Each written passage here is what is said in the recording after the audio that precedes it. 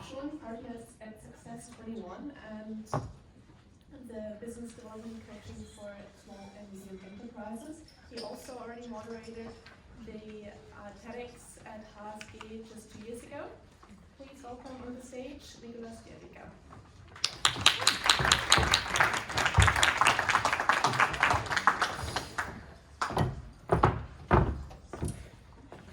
Thank you very much, Elizabeth, and hello, everybody.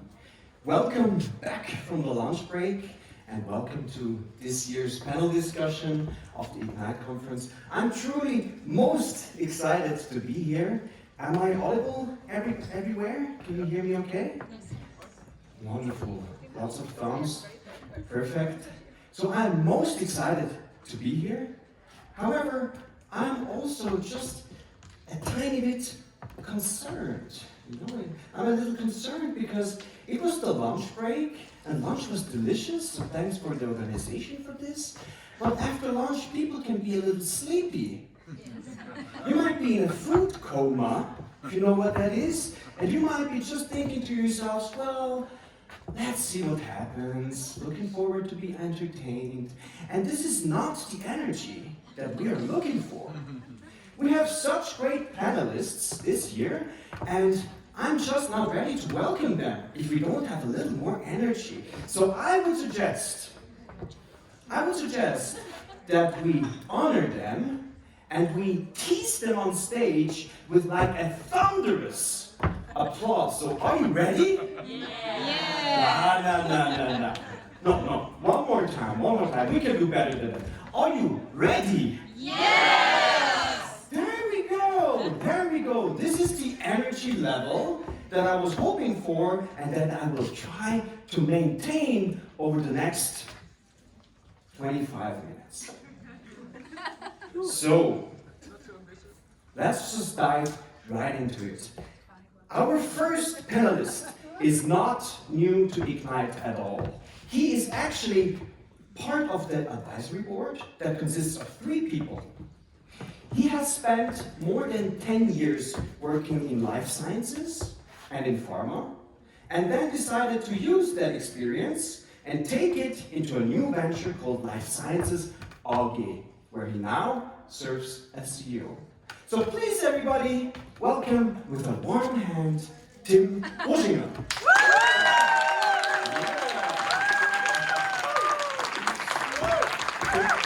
Thanks for being here. You are welcome to take a seat here. That's a good energy, right? It's a perfect energy. Wonderful. So I'd say we are ready to go, and I would like to start off with an easy warm-up question that can sometimes not be so easy. But Tim, what's your personal purpose? Amazing, that's an easy start.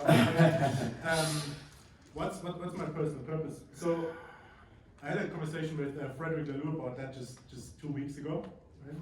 And Frederick said, I don't have a personal purpose. I think it's more like a mission that is changing or evolving. So I like to look at it that way as well. But I do have a lot of fun, just talking to people like you guys who are passionate about similar topics. And I would generally say this whole unleashing potential of people in, I don't know what kind of words we are allowed to use here, but messed up systems, let's just say, to not use the word, okay? Wow, wonderful. So I could already continue with 1,000 questions, but we are 4 here on stage, and I would like to welcome the next one. So our next panelist is kind of new to Ignite, but not at all to HSG. In fact, he has been a lecturer here at HSG for over 20 years. He's also working as a management consultant, and he is a leading force in the international research on the psychology of hope. And on this topic, he has already published several books and works. So, dear audience, with the same energy, let's please welcome Andreas Kraft.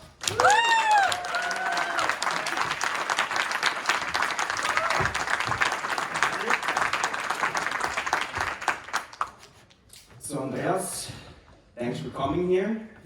And you might not be surprised to get the same question. Andreas, what is your purpose in a nutshell? I hope to be able to answer it.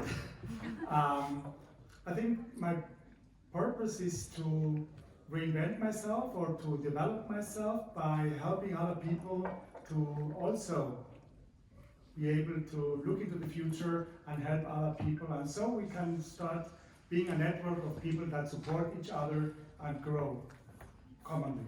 Beautiful.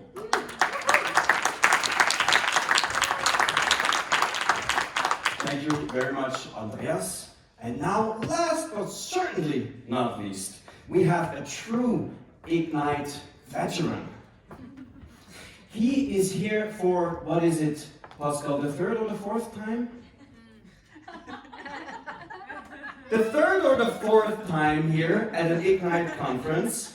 He has served the common brand, Zurich-based brand Freitag for over 9 years. He had titles like Head of Innovation, Culture Coach, and Creative Director.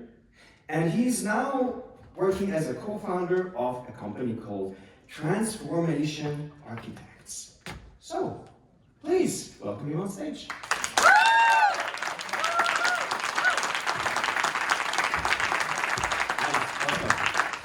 Please take a seat over there. We are complete. Wonderful. And now I'm particularly looking forward to asking you that question because we had a quick conversation already yesterday about this topic. But nevertheless, I want to ask you, Pascal, what is your personal purpose? Yeah, what I told you yesterday is that I don't have a purpose.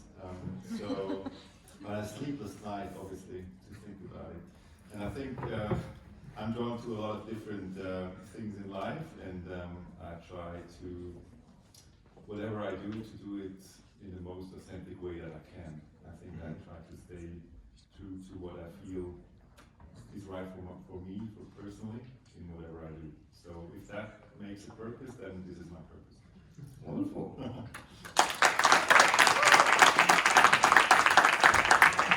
I'm pretty sure it does, and it's also good that not everybody who is passionate about purposes and who is even invited to speak at a purpose-based conference must have a purpose, right?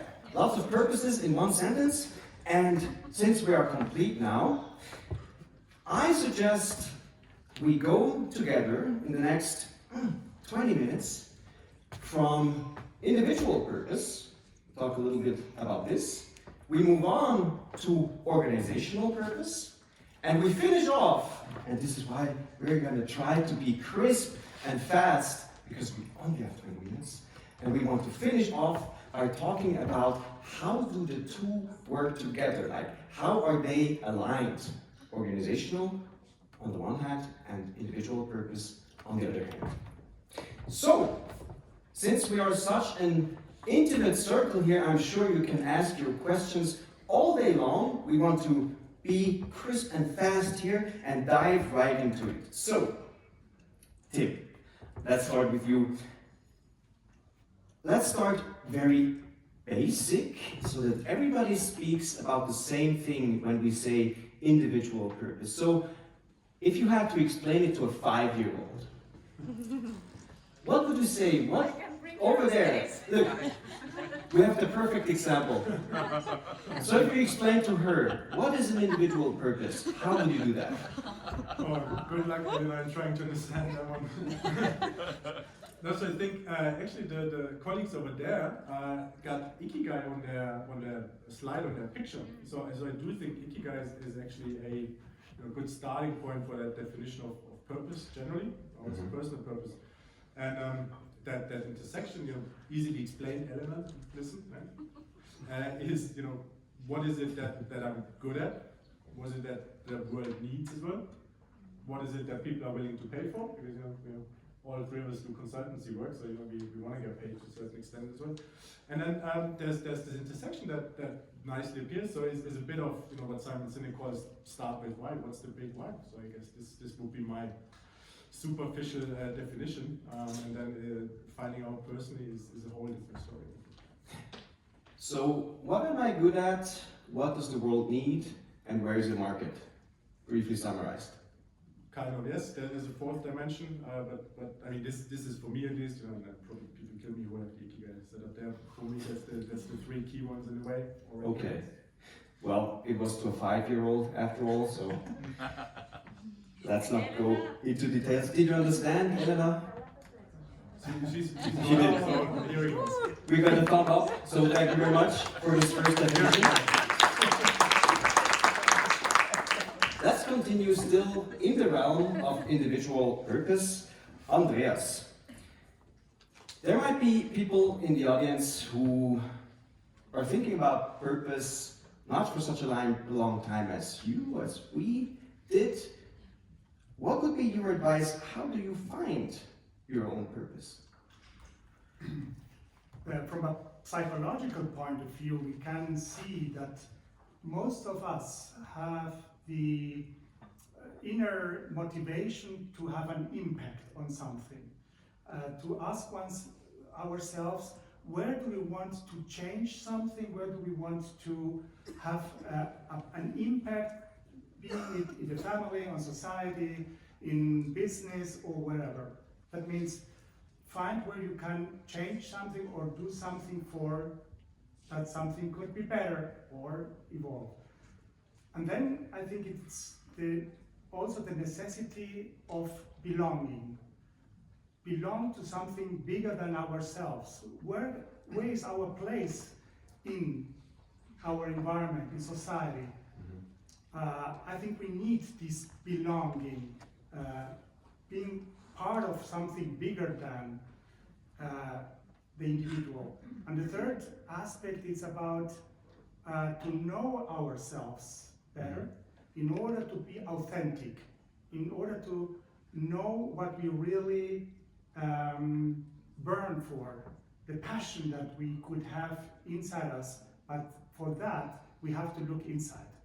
And these are more or less three aspects that I would share with you in order to be able to find what is your purpose. And this could change during life. It's not always the same. As 17, or as a teenager, it will be different than when you are in the mid-20s, and then in the 30s or in the 40s. This evolves and changes. And be open to rediscover meaning and purpose, more and more every time. So aspects like passion, authenticity, dare to really look inside and look over and over again. And Thank impact, and have an impact in the positive way on something that is bigger than yourself. Beautiful. Okay, yeah. Now, Pascal, as he also mentioned, a purpose can change over a lifetime, maybe several times. We have younger people who are 5 years old, we have older, we have students, we have people from all different stages of life here. Is there an optimal time to start thinking about your own personal purpose?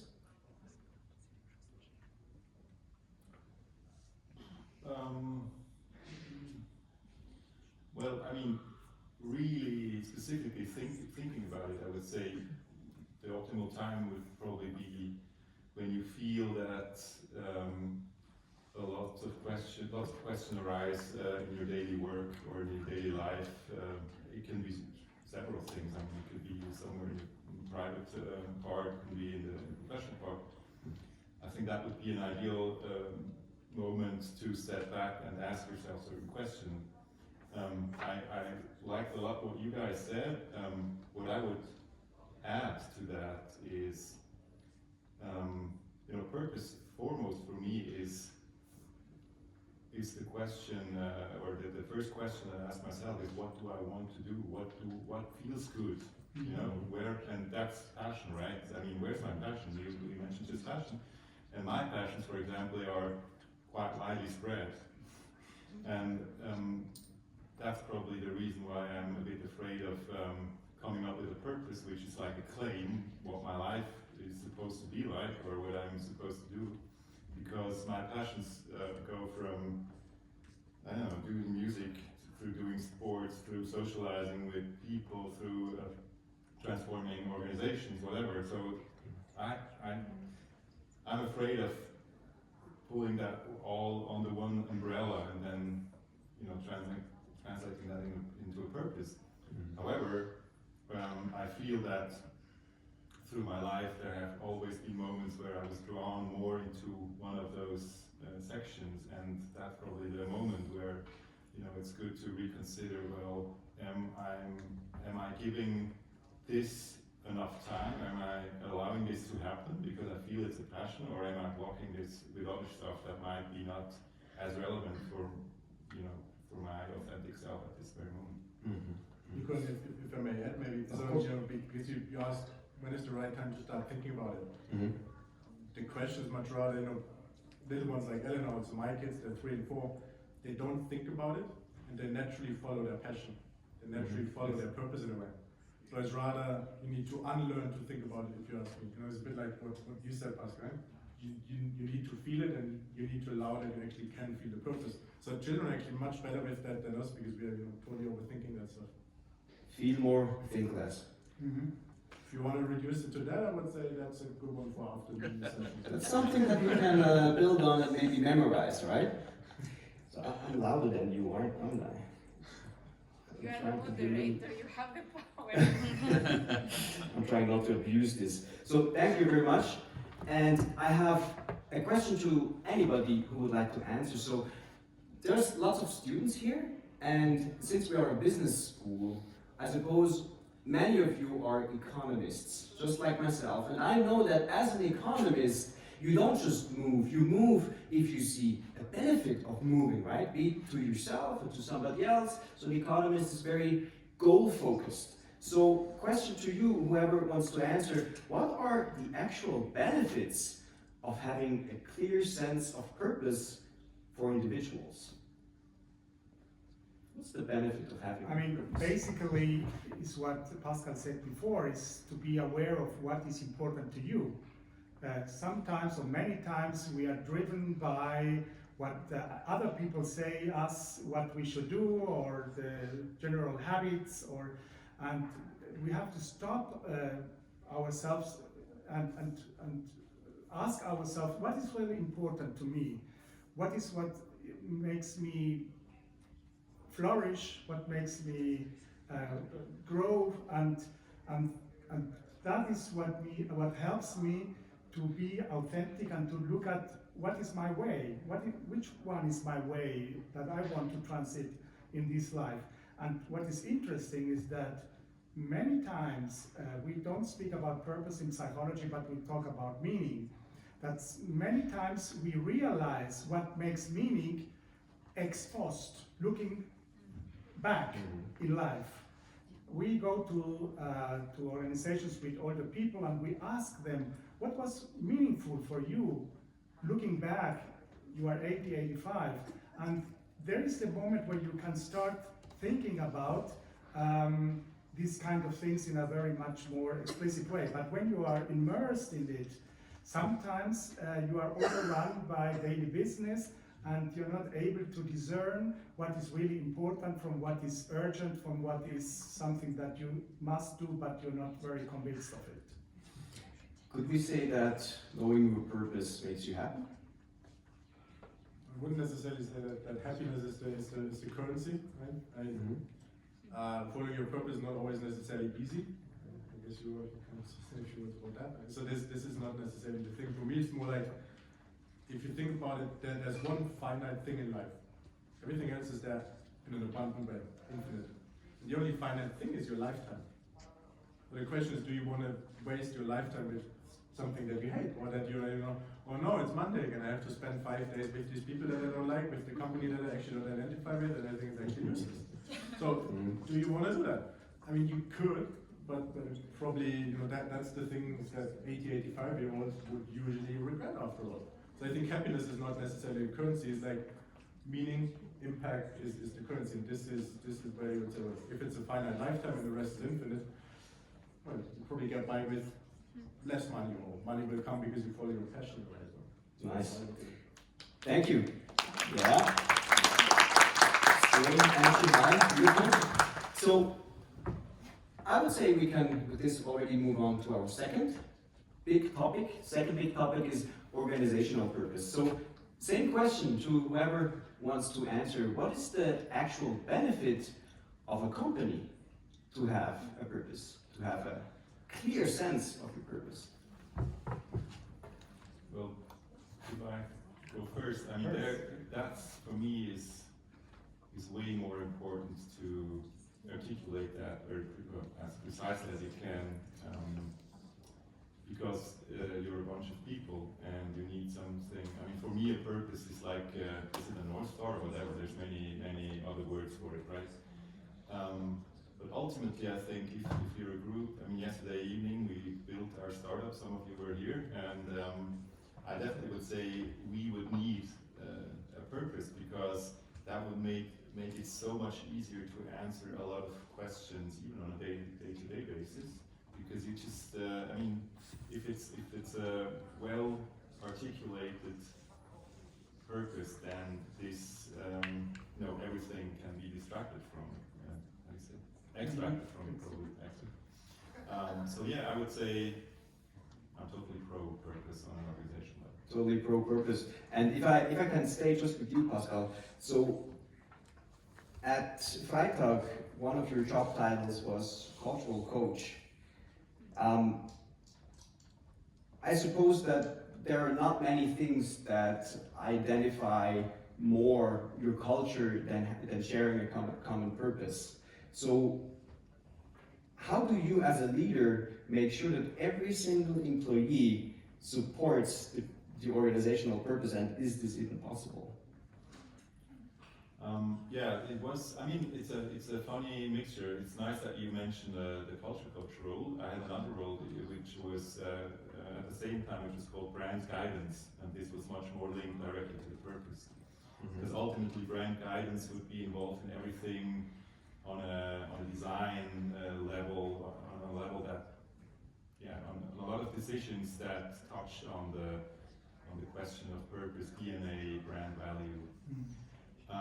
And one of the main things we did out of this role was actually trying to first educate people on what the meaning behind the purpose was, but second also like have discussions what this means in the purpose. And some, I mean, you can educate to a certain level, but then there's all these questions arising, and you need to discuss them with people, because people, I mean, there's many smart people, and it's constantly evolving, and the understanding of the Freitag purpose as the purpose itself is also evolving over time, over all these years that it was at the company.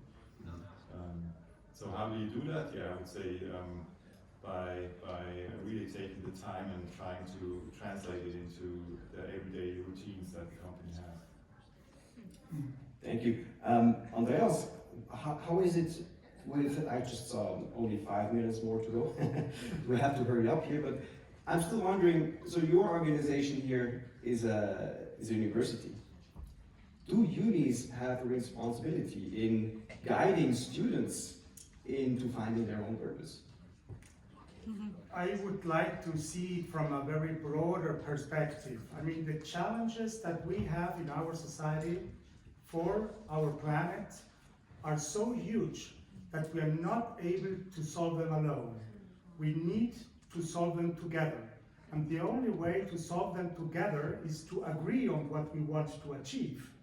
So organizations should become at universities, in terms of educating to serve this kind of philosophy and purpose, should be aware that they have a new role in society, and that we have to tackle the problems that we have together, and that we need this common purpose, a higher purpose which transcends everything that we know until now in terms of personal evolution and also business-oriented management tasks.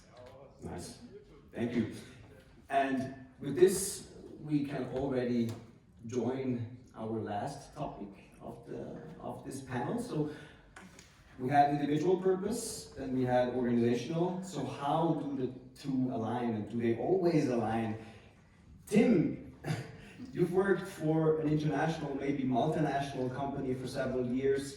thousands of employees, I'm pretty sure you came across one or the other employee where the personal purpose didn't necessarily align perfectly with the organizational purpose. It might even have been opposed. So in a case like this, and I'm sure some of you who are working for bigger companies might agree or are curious to know, what should the employee do and what can the organization do or should the organization do if there's a clash of purposes? So I think a clash of purposes will be difficult. So if it's like, like that, then it's going to be difficult.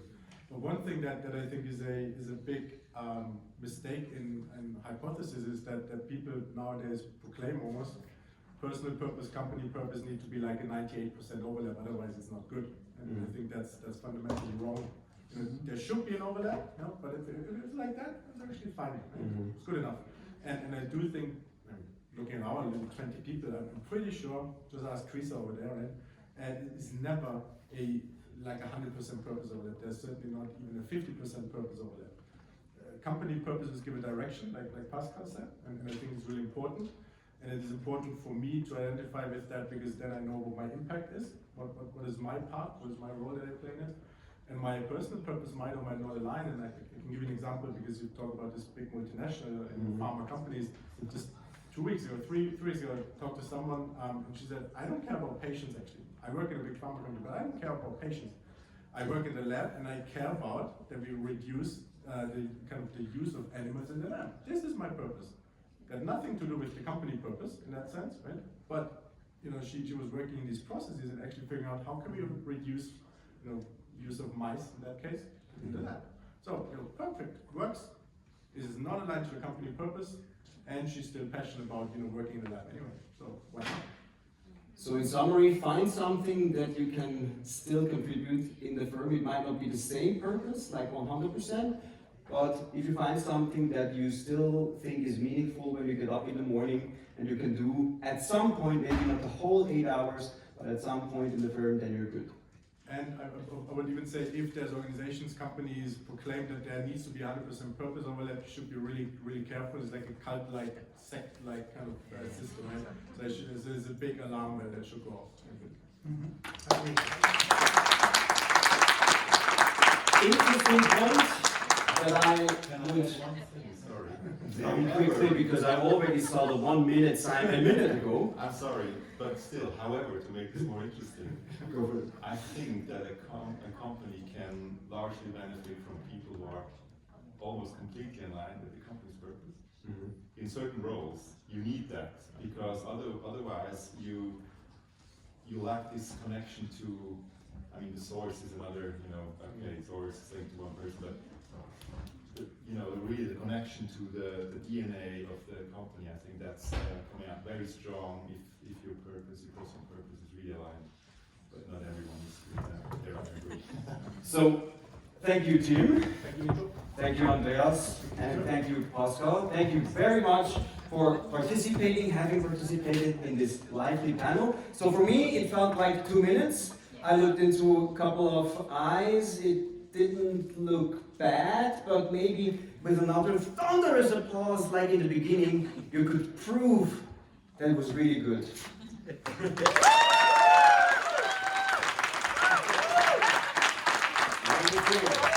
you very much.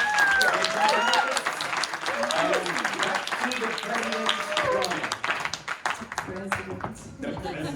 Thank you, Nico. Thank you so much. Just before you leave, we have something for you. Oh, in that case, I stay for a little bit.